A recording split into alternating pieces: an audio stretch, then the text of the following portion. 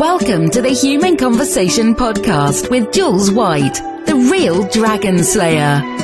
Tune in fortnightly for human conversation about business and sales. Enjoy business expert interviews, educational episodes, and virtual cuppers with entrepreneur business owners. And here is your host, Jules White. Welcome everybody to episode 12 of The Human Conversation with Jules White. And I have got the most wonderful guest with me today because this lady was my coach. I'm still in touch with her. I still am in her group. I still follow all of her wonderful journey. And she is the amazing Helen Packham. She is a leadership and business coach. And I am so happy to have you with me. Helen, hello. Hi, lovely Jules. So great to be here. And you are down in beautiful Brighton. Well, actually, I think, are you just outside Brighton, Helen? Yeah, just a few minutes along the coast, past Hove, a little village that's nestled next to Brighton. So I get the best of both worlds. I get a little village to raise my family in, and then I can hop in to the hedonistic lights of the city. Yeah. Fun whenever I want to. It sure is hedonistic, isn't it, down in Brighton? So great. So the reason I've obviously got you on my show today, well, there's lots of reasons, because obviously you were my coach. So you really helped me when I was beginning my business to just start to see, well, actually, what was my business and how was I going to take it out? And I think especially into that online world, because I'd very much been in that corporate space. So I just want the audience to know a little bit about Helen and the work she does before we then talk about your amazing conference that we've just all been at this year. So Helen, tell us about what you do for your clients. Yeah, it's kind of evolved a little bit since we started working together, actually. But at the essence of how I help people is really tapping into all of the things that make them unique, make them an expert, and make them a specialist in what they do. Because a lot of the time clients come to me and they're not clear on that. Maybe they don't quite believe it. Maybe they've forgotten all of the things they've experienced and just how great they are at that. And I tap into that and I really help them to find ways to bring that out and to communicate that with the world. First of all, get clear on what that is, and then actually communicate that with the world through their marketing, online and offline, through things like speaking, through things like guest writing, articles. But ultimately, I help them to stand out as leaders in their field, get recognized as experts, and win more business as a result. But my special sauce, as it were, is storytelling and using stories to do that, because there's two reasons why I do that. My corporate career was built on coaching and training senior leaders to be more impactful, to engage their people, to retain their staff, to develop their talent, to make an impact themselves. And I use storytelling to help them do that. They tapped into their stories and the stories of their people to connect with their big divisions. You know, I was sort of helping leaders who are leading divisions of 3,000 people and things like that. So that's where it comes from. And then my own story has helped me to stand out, and I didn't plan that. I didn't actually plan that, but it kind of happened. And my own journey has involved sharing my story, and the biggest way I did that was through a TEDx talk. And since then, things have really taken off for me, and I see the power in how you can use your stories to stand out, because they are unique. Every single story is unique, and it connects with the people that you want it to connect with. So that's kind of a nutshell of what I do and how I help people. Yeah, and storytelling is obviously huge in sales. You and I have talked a lot about storytelling, and it's really interesting, the clients that I work with, Helen, because obviously I'm working with people much more on that kind of sales journey, which does involve part of who are they, what's their why, but equally it's about how do they then go out into the world in order to sell their wares. And, you know, so many of them don't use their stories. And I'm like, but your story is amazing because it's you and it's unique. And the number of people who say to me, I don't have a story. and we kind of, we gasp. And I know, because obviously we do these recordings on Zoom so that I can see you, Helen, but the audience are purely listening to the audio. But you and I, our faces, we're just like, oh my goodness, you so have to start thinking about your story. Yeah. And the thing about that is pretty much, well, not everybody, I'd say 95% of my clients say that. It's probably the biggest kind of objection I hear. And I understand why. And there's a lot of things that feed into that. Some people, it's like an imposter syndrome. Some people compare themselves to others and they think my story isn't tragic enough. It's not exciting enough. It hasn't got, really interesting things in it. I've got an ordinary story. Who's going to want to hear that? And I will always sort of come back and say that, everybody's story is unique. And everybody will so there will be someone that will find power in that story. And what is extraordinary to someone will be ordinary to someone else, and vice versa. And it isn't about experiencing great tragedy.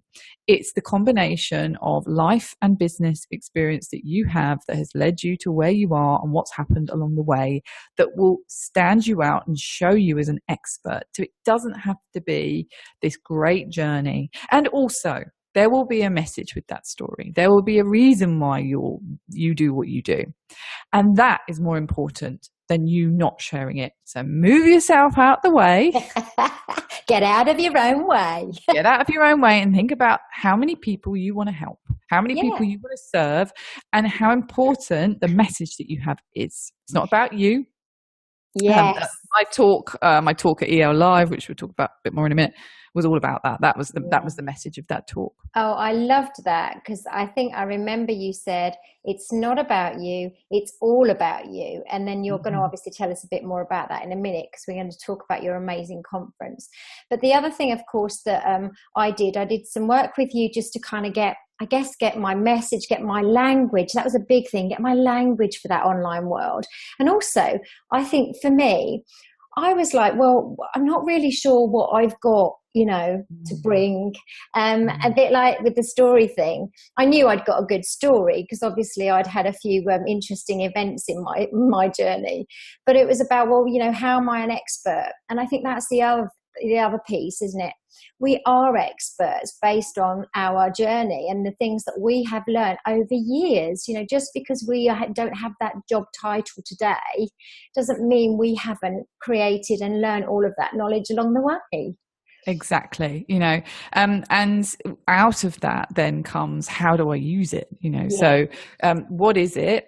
And how do I use it? And I think the work that we did together, which I really enjoyed, was tapping into all those fantastic skills and experience and putting it into a marketable product program, your Live It, Love It, Sell It program, which just drew everything together, but in a way that translated into the online space and how people consume and digest information in a way that's very different to corporate. It's a completely different world, isn't it? Yeah, totally different. And I want to just tell you another little story quickly, because I took Live It, Love It, Sell It into a corporate. And I did it a couple of weeks ago, and it was really strange, the feelings I had, Helen, because I was like, this isn't going to work because this is online and it's for entrepreneurs. And I went to this corporate, and these guys were selling a very, it's like boulders and bolsters in warehouses and stuff, a really, not that interesting a product. And I took in this methodology to them, and they just sat there and said, we love it. Oh, that's brilliant. And I just thought, oh my God. And they said, we love it. We haven't looked at it like this before. It really makes sense, because it's all about that human connection stuff. And you'd think it might be a bit woo-woo for the corporate world. And I thought, oh, do you know what? Let's go and see what they think. And they loved it. So who knows, Helen? Who knows? That's really fantastic. Isn't that great that you took it out of corporate and then you brought it back in a way that they absolutely loved? Brilliant. Yeah. So watch this space. Who knows? So let's talk about the conference, because the conference was just truly a fantastic event. I thought really, really wonderful. And I want to know, first question, I guess, is Why? How did it come about? Yeah, well, the thing about me is that sometimes I decide to do things and I really don't think things through. It's a good thing. Yeah. And I must say that actually this hasn't always been the case. This has only been the case since my own personal transformation and realizing that courage for me was the lowest value at one time in my life, and now it's my highest. Yeah. And so it's like my North Star, courage.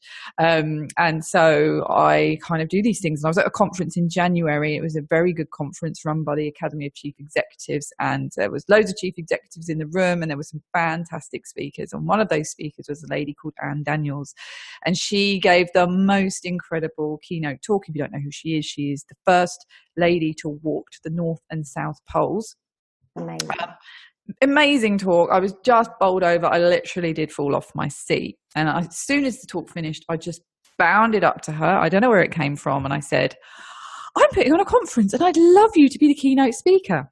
Had no idea what the conference was. I hadn't thought about it. I just knew that I wanted to do a conference and I wanted her to be the keynote speaker. And that is how it came about. So as soon as she said yes, I was like, oh my goodness, well, I better get around to thinking about how I do this, because I'd never done it before.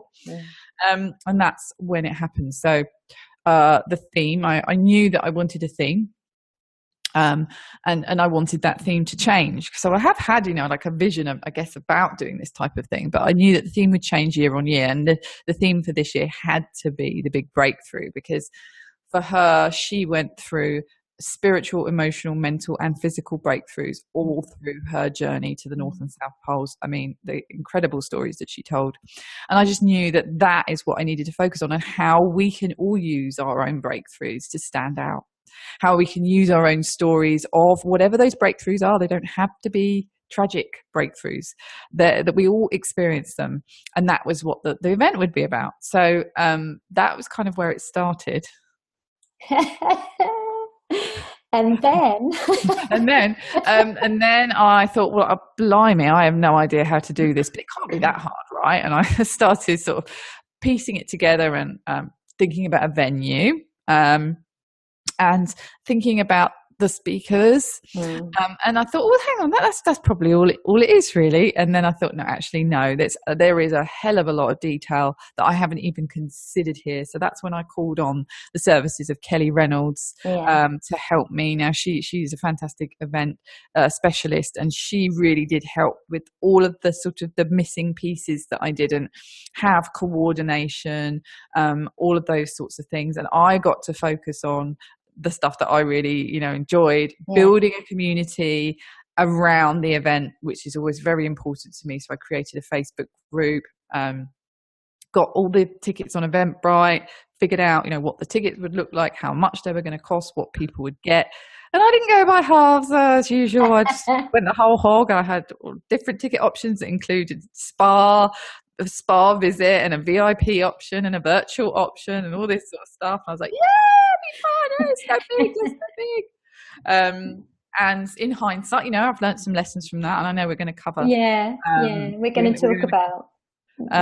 But slowly it started to come together, and I'd say sort of a month before things really started to get exciting, there was people posting in the Facebook community. The speakers were all, getting prepared, including your lovely self, and we knew the running order. I actually started to believe that it actually could happen. Be a thing, because you just don't know what these things are. You don't know when people show up what it's going to be like. It could have bombed massively, and it's a big risk. And I think there's a lot of trust, Helen, as well, that you put in the people that are creating your event with you, because obviously the format of the event, certainly it was a 2-day event, but the first day when I went, because that was the day I was able to go, I couldn't stay for the second day. That was a day really of speakers. And actually that's quite high risk to put so many speakers into one day, and it's a very interesting thing to do. And equally, organising an event, by the way, if you haven't done it before, please listen to this podcast. You have a lady here who's been in event management for several years. You have Helen here who's already done this event and experienced all the things she did.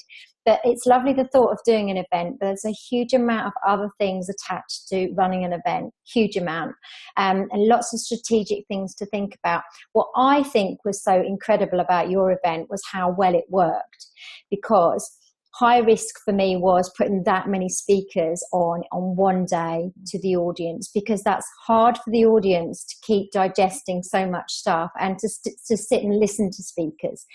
Let me just tell you what was so amazing about this. Every single speaker was different.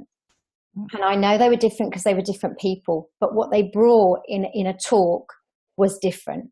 And yet still on that same theme of big breakthrough. So you had a mix of interactive with speaking, and then just plain old storytelling. And then, of course, in the middle, this wonderful keynote from Anne Daniels, which was really breathtaking. That, for me, was what made it so special, Helen. Well, actually, that was a conscious thing, and I didn't realise that I had curator skills. You do.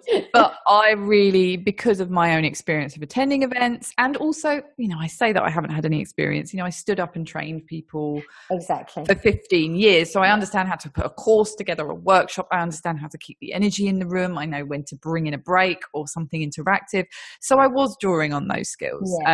But I knew when there would be a lull in energy, where there'll be some interaction. That's why I wanted 2 experiential sessions. And I definitely wanted different stories, different speakers to all complement the theme.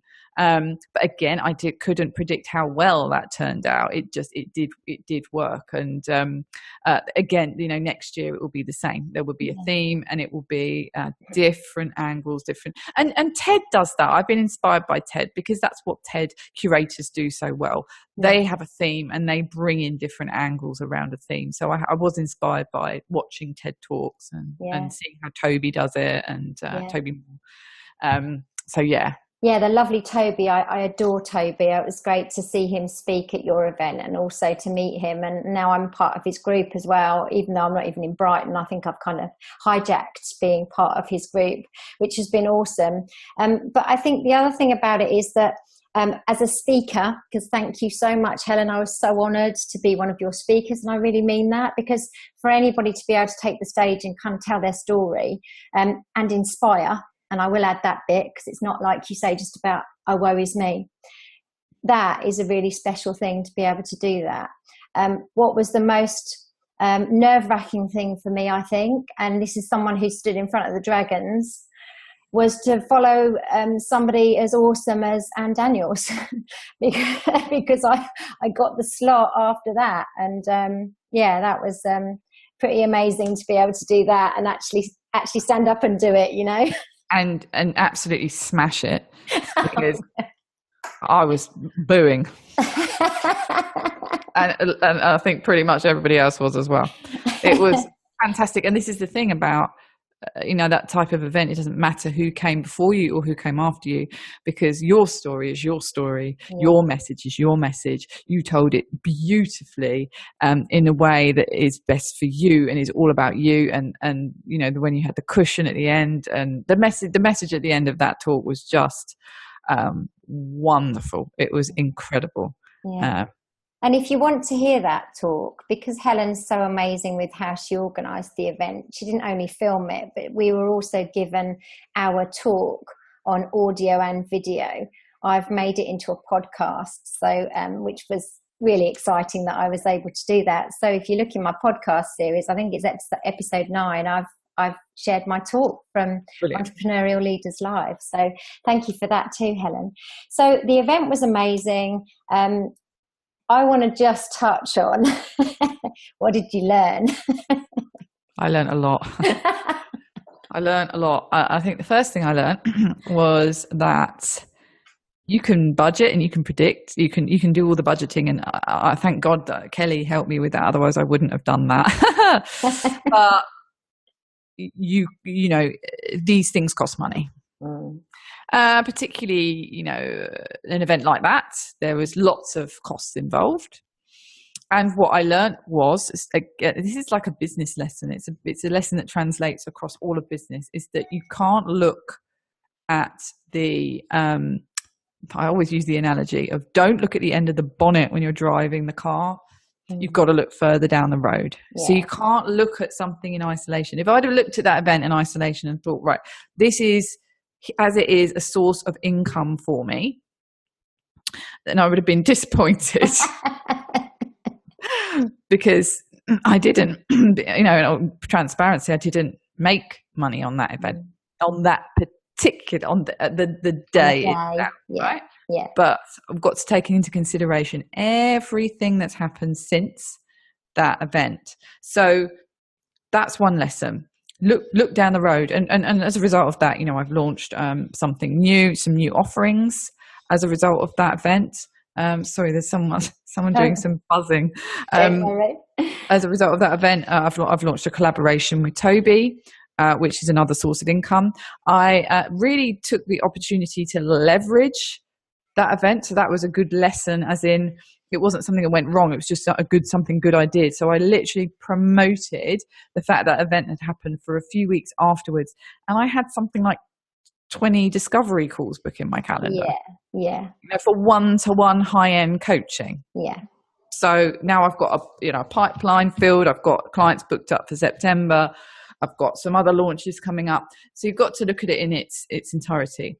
The other thing, so that's the first thing I learned. And next year, of course, I'm going to be much more focused on cost and actually making it profitable. The event itself profitable, if I can. And I've there's so many things that I will do differently, like ticket structures and the actual costs of running it and where I can maybe cut back and things like that. And there will be costs that won't be factored in next year. I had a video done, like a promotional video.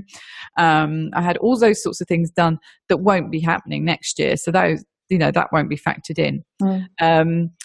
What else did I learn?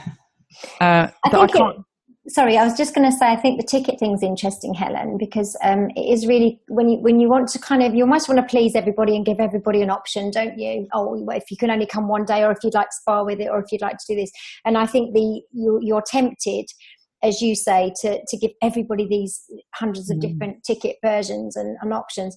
And the thing about this is, with events, is the simplicity, because I think simplicity is a very, very big tip with events, as I found when I was organising them for clients for a few years.